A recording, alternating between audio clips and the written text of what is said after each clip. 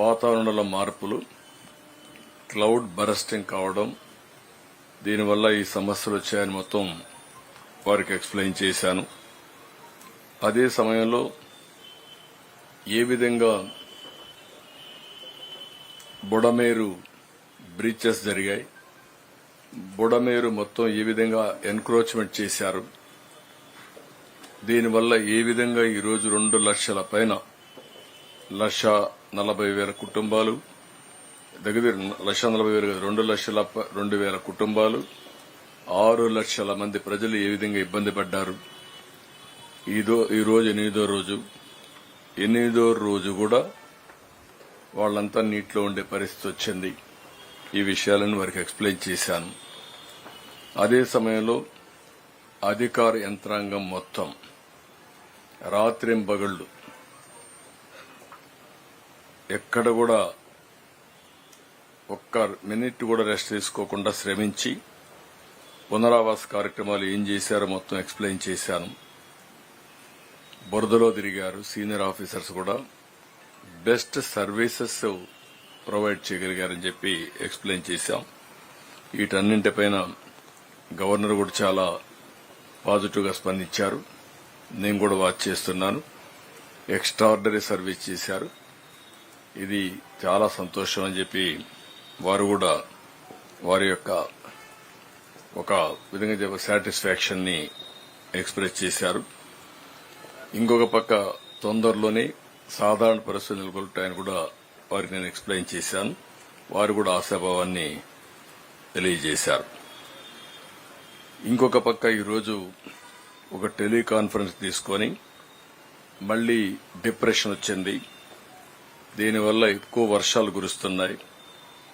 శ్రీకాకుళం నుంచి ఈరోజు గుంటూరు, ప్రకాశం వరకు ఈ ప్రాబ్లమ్స్ వచ్చే పరిస్థితి ఉంది.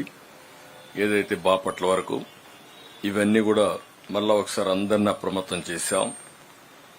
ఎక్కడికక్కడ రియలిస్టిక్ టైంలో మేమంతా కూడా ఎంత రెయిన్ఫాల్ పడుతుందో వారికి ఇన్ఫర్మేషన్ ఇచ్చాం. హెవీ రెయిన్ఫాల్ గానీ, మోడరేట్ రెయిన్ఫాల్ గానీ మొత్తం కూడా ఎక్స్ప్లెయిన్ చేశాం. ఉత్తరాంధ్రలో ఎక్కువ వర్షాలు పడే పరిస్థితి ఉంది. ఏలేరు రిజర్వాయర్ కి ఏఎస్ఆర్ జిల్లా నుంచి ఎక్కువ నీళ్లు వచ్చే అవకాశం ఉంది. దానివల్ల కూడా ఏలేరుకు నీళ్లు వస్తే ఆ నీళ్లన్నీ కిందికి పోతే పిఠాపురం ప్రాంతంలో ముంపు గురయ్యే పరిస్థితి ఉంది. దానికి తగిన ప్రికాషన్స్ తీసుకోమన్నాం. ఎందుకంటే 15,000, 20,000 వచ్చే అవకాశం ఉంది. 24 టీఎంసీ కెపాసిటీ ఏలేరు. ఇప్పటికే 21 మధ్యాహ్నాలకి నిండింది. కాబట్టి దీన్ని కూడా అన్ని జాగ్రత్తలు తీసుకుంటే తప్ప లేకపోతే సమస్యలు వస్తాయి. ఇన్ఫ్లో, అవుట్ఫ్లో, ముంపు గురి కాకుండా, ప్రాజెక్టుకి ఇబ్బంది లేకుండా ఏం చేయాలని అవన్నీ చేయమని దానికి కూడా ఇచ్చాం. ఇంకొక పక్క రాష్ట్రం మొత్తం ఎక్కడ చెరువులకు గాని, కాలువలకు గాని, డ్రైన్స్ కి గాని గండ్లు పడకుండా కాపాడుకునే బాధ్యత కూడా ఉంది. ఇది కూడా మనం చేయాల్సిన అవసరం ఉంది. ఇంకొక పక్కన ఏజెన్సీ ఏరియాలో, విశాఖపట్నం ఏరియాలో పైనుండే హిల్స్ అనే కొండల మీద నుంచి ఈ యొక్క ల్యాండ్ స్లైడ్ జరిగి ప్రమాదం ఉంది. అది కూడా జాగ్రత్తలు తీసుకోమని చెప్పడం జరిగింది. ఇంకొక పక్కన ఏఎస్ఆర్ డిస్టిక్ట్ లో ఫ్లాష్ ఫ్లడ్స్ వస్తే అక్కడుండే చిన్న చిన్న గూడాలు కూడా దెబ్బతినే పరిస్థితి వస్తుంది. దానికి కూడా అప్రమత్తంగా ఉండమని వారిని కూడా అప్రమత్తం చేశాం. దీనికి కావాల్సిన వాటర్ గాని, ఫుడ్ గ్రెయిన్స్ గాని, అవసరమైతే ఫుడ్ ప్రిపరేషన్ గాని, మెడికల్ క్యాంపులు గాని ఇవన్నీ ఎక్కడికక్కడ జాగ్రత్తగా ఉండమని అందరినీ అలర్ట్ చేశాం. కొల్లేరులో నీళ్లన్నీ వస్తున్నాయి. ఇవన్నీ డ్రైన్ కావాల్సిన అవసరం ఉంది. పైన వచ్చే కొన్ని నందివాడ గ్రామాల్లో కొంచెం నందివాడ మండలం మొత్తం నీళ్లు వచ్చే పరిస్థితి ఉంటుంది. కిందన కూడా ఇది డ్రైన్ అవుట్ కావాలి. దానికి కూడా క్లియర్ డైరెక్షన్స్ ఇచ్చి అందరినీ అలర్ట్ చేశాం.